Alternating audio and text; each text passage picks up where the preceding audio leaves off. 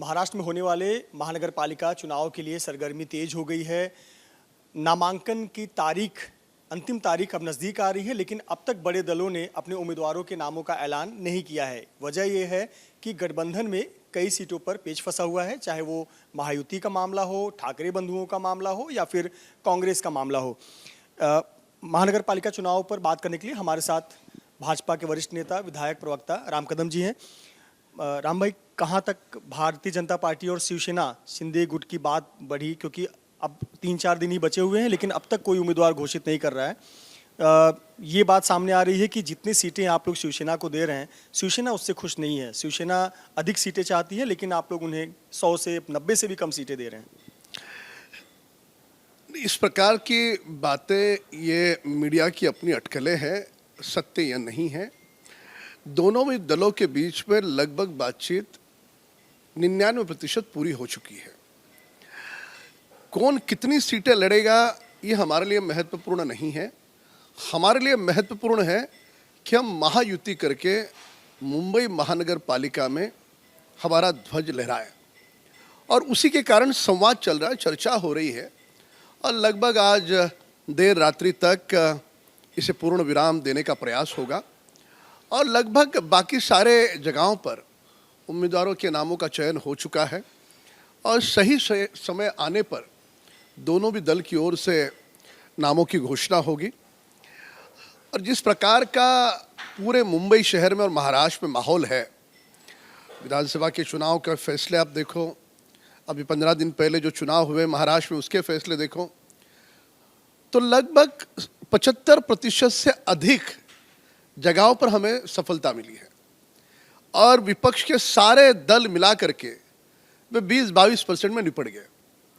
और उसी प्रकार का चित्र आपको मुंबई महानगर पालिका हो और अन्य 28 महानगर पालिका है, उनमें भी यही आपको चित्र दिखेगा। सवाल ये मुख्य रूप से उठ रहा है कि जिस पर यूबीटी भी कटाक्ष कर रही है कि बीजेपी ने शिंदे को इस प्रकार से जकड़ के रखा हुआ है कि बीजेपी जितने में कहेगी उतने पे ही शिवसेना लड़ेगी।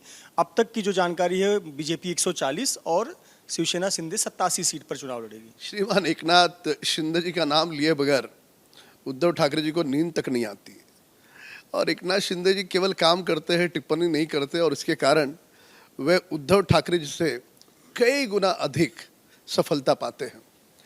अब हमारे आपस में कौन कितना लड़े, उससे उबाटा को क्या लेना देना। और मैं बता दूं कि शिंदे जी के दल को उनके जितने पार्षद चुन के आएंगे ना, उद्धव ठाकरे और मन से दोनों मिलकर के आधे से आधे भी नहीं आएंगे। ये सीख दे रहे हमें। छत्रपति संभाजी नगर में राशिद मामू नाम के एक नेता हैं लोकल, जो शिवसेना यूबीटी ज्वाइन किए हैं। राशिद मामू वो व्यक्ति है जिस पर दंगे का वो आरोपी है। दंगे के मामले में वो जेल जा चुका है। आरोप है कि दंगे में हिंदुओं के घर चलाए। इतना ही नहीं, वहाँ के शिवसेना यूबीटी की लोकल यूनिट उसका विरोध कर रही है, पर उद्धव ठाकरे ने बाहें खोलकर उसका स्वागत किया है। देखिए, मैं उस बात का स्मरण करता हूँ कि स्वर्गस्थ बाला साहब ठाकरे जी के आत्मा को क्या लगा होगा। वे ऐसे प्रकार के व्यक्ति को अपने घर पर कभी प्रवेश देते नहीं, बल्कि लोगों से कहते कि इसे जूते से पीटो, जिसने लोगों के घर जलाए हैं। और उद्धव ठाकरे जी की मजबूरी देखो, ऐसे लोगों को रेड कारपेट डाल करके लाया जा रहा है। अब भाषणों में बोलेंगे मेरा हिंदुत्व, नौटंकी करने के लिए हाथ में रुद्राक्ष की माला भी बांधी है। तो महाराष्ट्र की जनता ने तय करना है, क्या ऐसा नौटंकी बाज नेता उन्हें पसंद है? और लोगों को पसंद नहीं है, इसके लिए लोग बार बार उनको नकार रहे हैं। केवल जनता नहीं, उनके नेताओं ने भी उनको नकारा। उनके विधायक, सांसद, पार्षद, मंत्री सबने नकारा। और इस प्रकार के अहंकार और कर्तृत्व के कारण उन्होंने अपने दल को बस से बदतर हालात में लेके आया।